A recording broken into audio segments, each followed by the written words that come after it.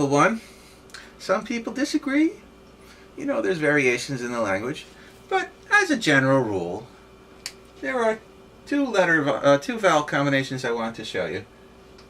A-O and A-O-I. They are different.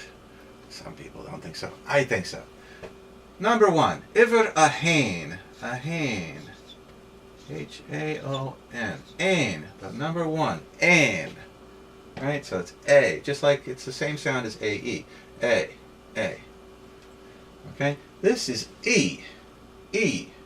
Like in fui. F-A-O-I. Fui. And they are always going to have that sound.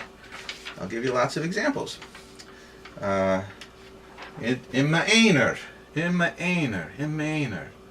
By myself. I meiner. Einer is aloneness. In my aloneness. There's another example. Alas, farer.